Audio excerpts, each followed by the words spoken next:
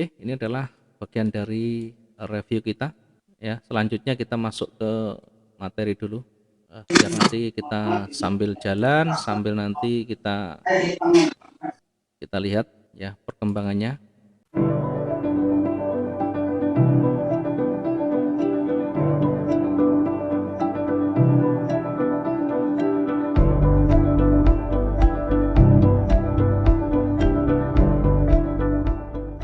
Baik, kita akan coba untuk kembali ke materi dulu, biar nanti yang kemarin lupa nanti bisa diingat-ingat kembali, yang belum masuk kemarin mungkin pas tidak bisa masuk, jadi paling tidak ada gambaran lagi di sana. Yang paling penting dalam trading adalah pertama harus memahami mindset dasar. Mindset dasar dulu. Setelah paham mindset dasarnya apa? Mindset dasar adalah kita harus betul-betul fokus pada prosesnya. Kemudian setelah fokus pada proses, artinya jangan hanya fokus pada profit, profit dan profit. Ya, tanamkan dalam diri kita bahwa bisnis trading ini adalah bisnis ibaratnya seperti hanya mata pencaharian di mana semuanya harus dibangun. Tidak bisa serta-merta kita panen dengan berlimpah. Ada proses yang harus kita lakukan. Kalau kita menanam, berarti kita benih, kemudian kita tanam, kita siram, kita pupuk dan sebagainya. Kalau kita dagang, maka kita harus mencari nama baik dulu. Ya, mencari nama baik itu artinya turunkan keuntungan, profit kecil. Yang terpenting lancar. Ya, jadi ini adalah bisnis yang betul-betul harus kita tanamkan mindsetnya, bahwa untuk mencapai hasil yang maksimum maka membutuhkan satu proses. Apakah itu konvensional, apalagi yang online, semuanya harus berproses. Prosesnya apa? Ya kayak tadi pedagang ini, kalau kita dagang maka harus mencari nama baik dulu. Bagaimana membuka promo, bagaimana kita menarik customer dengan baik, dengan tidak merugikan. Artinya kita bisa mengurangi tingkat keuntungan. Yang terpenting apa? Jalan dulu. Yang penting jalan dulu, orang kenal dulu, kemudian nanti pelan-pelan setelah mereka memahami, mengenal kita, baru perlahan-lahan kita ikuti kondisi yang ada. Sama halnya dengan trading. Trading ini tidak bisa serta-merta kita harus cepat dapatnya profit yang banyak. Ya, tidak bisa. Sama halnya dengan konvensional. Harus berproses mulai bertahap. Karena ini online dan prosesnya cukup panjang, maka harus banyak kerja keras. Kerja kerasnya apa kalau di trading ini? Ya belajar untuk mengenal karakteristik. Apa yang kita kenal dengan karakteristiknya? Ya karakteristik pasar. Pasar apa? Pasar pasangan yang kita akan nanti geluti di sana. Kalau kita suka dengan Euro USD, maka pelajari lebih banyak, pelajari lebih detail sampai pada karakternya. Kemudian setelah itu bagaimana kebiasaan-kebiasaannya. Ya, sama hanya dengan dagang, semuanya berproses. Kerja keras untuk mengenal karakteristiknya, baik nanti pasarnya dari mana, dari candle, dari harga yang terbentuk. Kemudian bagaimana kebiasaan-kebiasaannya. Kemudian setelah itu baru kita membuat satu sistem trading. Baru kita membuat sistem trading. Nah, sistem trading inilah nanti yang menjadi cetak biru kita, yang menjadi rangka kita untuk nanti seterusnya kita gunakan. Kalau kita tidak bisa membuat sistem trading yang pas untuk kita, yang cocok untuk kita, sesuai dengan karakter kita, tentu akan menjadi kesulitan. Akan sangat sulit menemukan cara yang tepat nanti. Diingat, di dalam trading itu banyak sekali tekniknya. Kemudian cara pandang juga berbeda. Ibaratnya lautan luas ini bisa dipandang dari mana saja. Si A menggunakan sistem ini, si B menggunakan sistem itu. Ya, semuanya punya pengalaman sendiri, semuanya punya kelebihan sendiri. sehingga nanti kembali kita buat sistem trading sendiri. Ya, masih banyak teman-teman yang belum memahami kapan kita entry ya, kapan kita exitnya. Saya masih bingung membacanya. Artinya kalau masih bingung berarti masih belum bisa belajar lagi, kembali lagi. Ya, tanamkan dalam diri kita bahwa berproses ini akan jauh lebih baik. Ya, daripada kita memaksa pengen profit dan ujungnya nanti tidak terkontrol. Ya, proses ini yang harus kita jalani. Buat sistem yang kita kira-kira cocok buat kita. Sistem ini apa nanti? Ya, sistem ini banyak. Intinya di sistem trading ini yang akan kita jalankan itu ya nanti mengatur bagaimana kita masuk, bagaimana kita entry, kemudian bagaimana kita exitnya. Bagaimana ketika pasarnya itu tidak sejalan dengan analisa. Ini yang paling penting dalam sistem tradingnya. Ya, bahasanya ini adalah aturan main lah. Ya, tidak usah terlalu elit. Gampangannya aturan main. Ya, maksudnya aturan main, aturan untuk yang akan kita jalankan. Yang meliputi apa? Meliputi teknikal. Teknikal nanti cara entry. Sebenarnya ini saja. Ya, kemudian yang berikutnya adalah setelah kita memahami cara entry, maka berikutnya adalah cara recovery. Hanya ada dua ini yang paling pokok. Ya, di dalam sistem trading itu yang paling utama bagaimana cara entry kita. Cara masuknya bagaimana? Ya kan tinggal klik buy dan sell. Ya bukan itu. Itu hanya finishingnya. Cara entry itu proses panjangnya bagaimana kita mengenal pasar itu, karakternya bagaimana, kemudian peluangnya sejauh mana, probabilitasnya bagaimana. Disitulah yang paling penting. Ketika probabilitasnya sudah tinggi, tingkat ya kita anggap kevalitannya tinggi, baru kita masuk di entry. Nah, untuk bisa mencari kevalitan itu tentu harus membaca pasar. Untuk membaca pasar berbagai cara, mungkin ada dengan grafik yang kita gunakan dengan metode candlestick nanti ya gitu. Yang metode candle. Hanya dengan melihat pergerakan candlestick kita bisa menemukan bagaimana cara entry-nya. Kemudian cara entry pun tidak cukup ini. Ya, terkadang yang kita analisakan itu berbanding terbalik dengan kondisi pasar. Kenapa bisa seperti itu? Karena pasar bukan milik kita, bukan milik nenek moyang kita, tapi dikendalikan oleh pelaku pasar yang banyak. Pelaku pasar itu ada yang kuat, ada yang lemah, ada yang sedang, dan semuanya punya kepentingan. Kita tidak punya daya untuk merubah, kita tidak punya power untuk menggerakkan pasar. Yang kita lakukan hanyalah mengikuti, hanyalah mengikuti saja. Mengikuti apa? Mengikuti arus yang kuat. Ketika arus anginnya mengarah ke timur, kita ikuti saja. Kalau saya ibaratkan kita ini ikan kecil teri yang di tengah-tengah ikan hiu yang besar. Jadi kita tidak mampu untuk melawan. Jangankan kita melawan, kena sapu ombaknya, dari kipasan siripnya saja kita bisa terpental, terkocar-kacir. Sama halnya dengan kita. Karena kita rata-rata juga pedagang kecil yang mengikuti dari belakang. Maka yang paling utama nanti mengikuti bagaimana arus besarnya bergerak. Itu nanti mengarah ke cara entry. Kemudian recovery ini adalah berkaitan dengan pembatasan kerugian.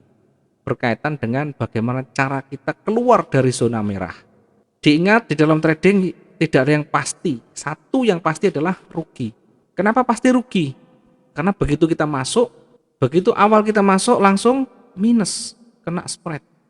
Maka rugi ini pasti sudah. Karena belum apa-apa sudah rugi duluan. Kita masuk entry sell atau buy langsung kena minus. Nah, inilah yang nanti kita betul-betul harus latih. Harus dilatih bagaimana bisa memaksimalkan keuntungan dan meminimalkan tingkat kerugian itu. Ini adalah yang paling dasar. Kemudian untuk mengenal cara entry, untuk mengenal sistem trading itu ya harus banyak latihan, harus banyak mengasah keahlian. Apa yang harus kita asah keahlian kita untuk bisa mengenal sistem trading itu?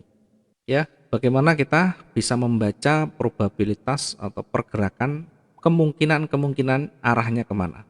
maka kita harus menguasai candle atau cat. Kita harus menguasai cat. Nah, cat yang kita gunakan adalah candlestick nanti. Candlestick. Karena ada yang berupa garis, ada yang berupa candle. Saya memilih candlestick karena basicnya banyak, ilmunya banyak, dan dasarnya juga banyak. Kemudian ada kemudahan untuk membacanya. Yang kita kuasai adalah cat ini. Untuk bisa membaca probabilitas harga, membaca arah pergerakan market, maka kuasai cat ini. Cat ini yang pertama apa? Yang pertama tentu nanti harus paham candlestick, karakter candlestick. Ya, harus paham karakter candlestick. Karakter candle ini paling gampang kita lihat dari body, kemudian ekor. Yang paling gampang body dan ekor. Body ini atau volume ini berarti proses transaksi yang berhasil di sana. Ekor ini berarti penolakan atau penawaran-penawaran yang gagal.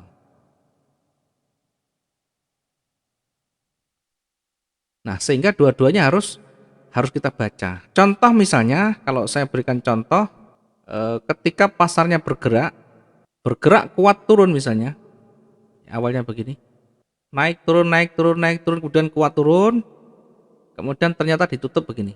Nah, yang di atas tadi tidak ada penolakan, hanya penolakan kecil saja. Nah, ini yang pertama kalau kita lihat, ya, kalau kita lihat tadi naik turun, naik turun, naik turun, tekanannya jauh lebih kuat ke bawah daripada ke atasnya, kemudian ditutup dengan posisi tebal seperti ini. Kita lihat ekornya bagaimana? Ekornya tebal, bodinya tebal, bodinya tebal, ekornya tipis. Artinya nyaris tidak ada penolakan. Maka ini namanya bearish momentum atau kekuatan seller yang kuat, ya, powerful namanya. Hampir tidak ada penolakan. Ini yang kita harus baca. Secara karakter candle ini kekuatan penuh dari seller. Kemudian ada lagi misalnya, ya, ada penolakan kecil ini seperti ini. Kemudian setelah panjang ke bawah kemudian ada penolakan begini. Nah, di bawah ada penolakan tadi yang gagal tadi panjang begini. Nah, ini yang kita bisa baca adalah karakter candle seperti ini bagaimana. Coba perhatikan volumenya ini tebal tapi ekornya lebih panjang. Maka yang kita bisa baca volume merah tetap dominan seller. Penolakan yang ada di bawah ini adalah penolakan buyer. Penolakan buyer yang jauh lebih panjang dari ekornya, maka patut nanti kita harus hati-hati, kemungkinan besarnya akan ada perlawanan buyer lagi nanti. Ya, meskipun hanya sementara, naik sebentar kemudian turun lagi. Setidaknya buyer yang muncul dari penolakan ini akan diwujudkan di candle berikutnya nanti. Ya, apakah selalu seperti itu? Ya, tidak selalu, tetapi belajarlah membaca kebiasaan-kebiasaan yang ada. Karena kebiasaan pun belum tentu selalu sama, ya. Dulu seperti ini, sekarang begini sama, kondisi yang sama belum tentu nanti kuat naik. Kalau dulu seperti ini kuat naik, ya, misalnya contoh berdasarkan pengalaman seperti ini, kalau saya lihat penolakan banyak, ini pasti naiknya kuat begini, ya. Tetapi belum tentu nanti naik kuat seperti yang dulu, ya, karena bisa saja nanti naik sebentar kemudian turun lagi.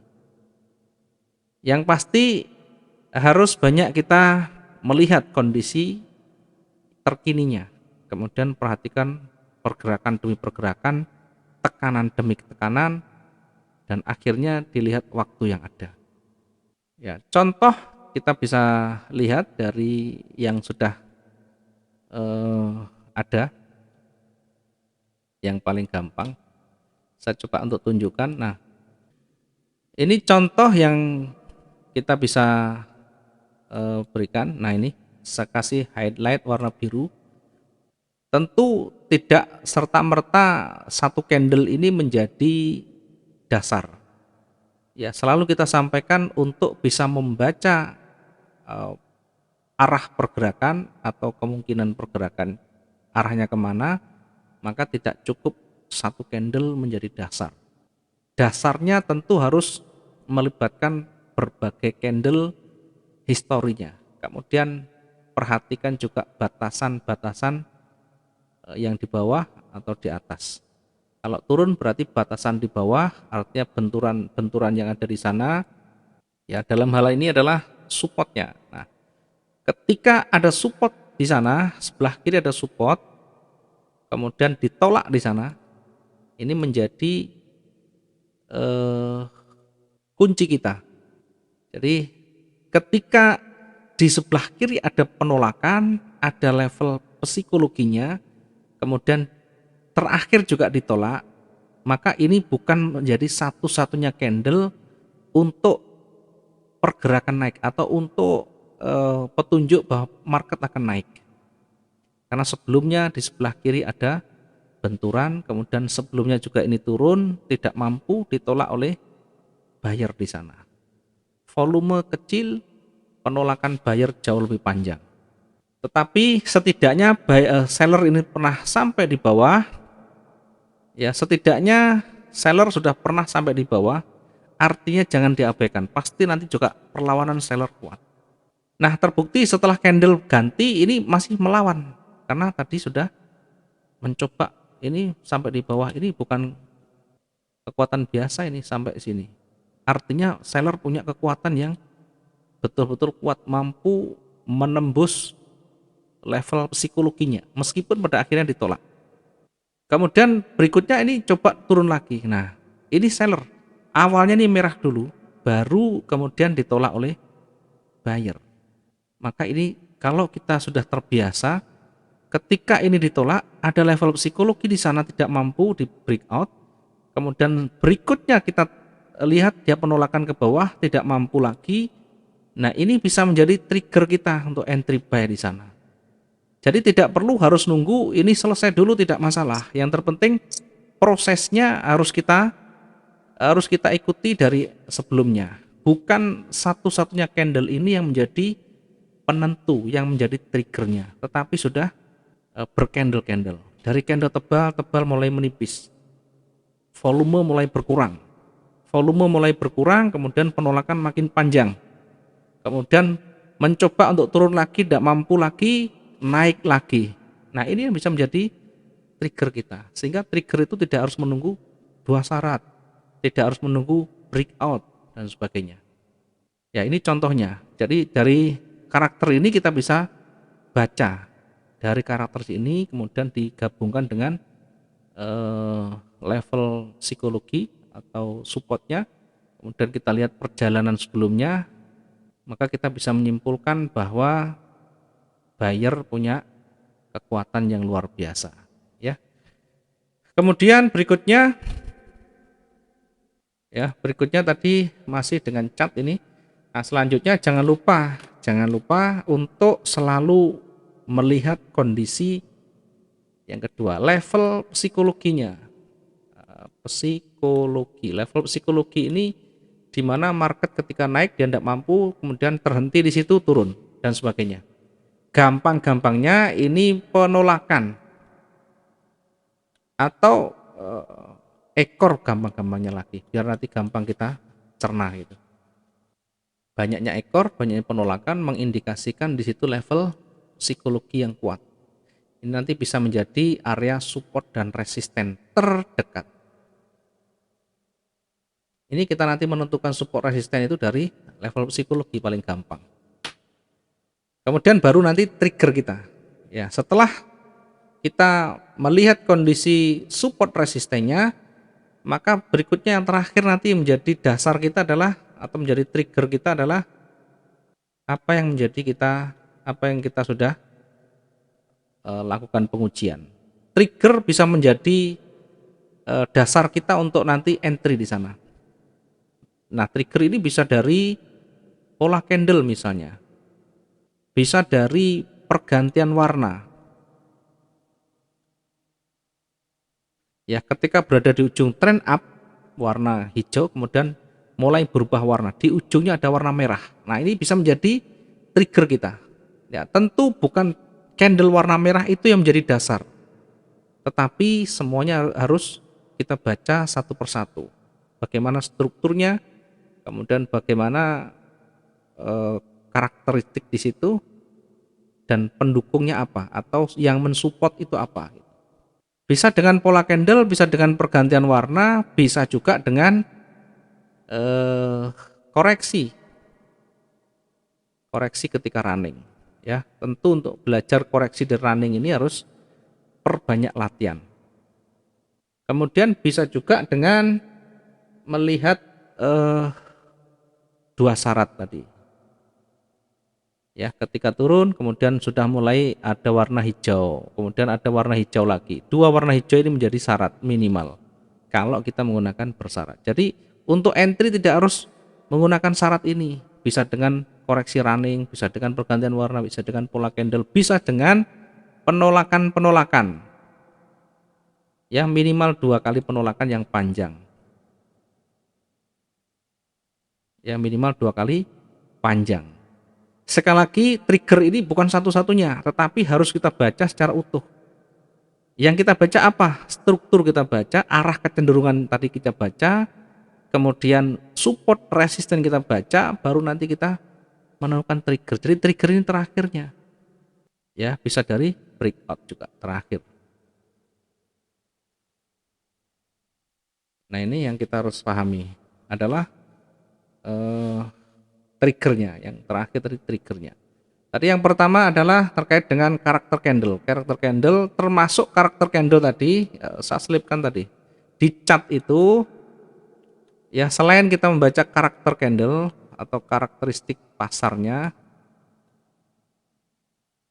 nah kita juga dari karakter nanti akan ketemu arah kecenderungan. Arah kecenderungan atau tren.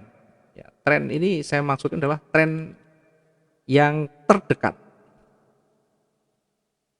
dari running. Kenapa kita ngambil terdekat? Karena yang paling berpengaruh adalah tren yang terdekat dari running. Ketika kita trading dengan sistem jangka pendek ya, satu hari clear, bukan jangka panjang. Nanti kalau jangka panjang tentu berbeda. Kalau kita tradingnya jangka panjang, ya maka tren besar kita perhatikan. Tren besar itu time frame besar, D1, W1 dan sebagainya. Ini tren besar.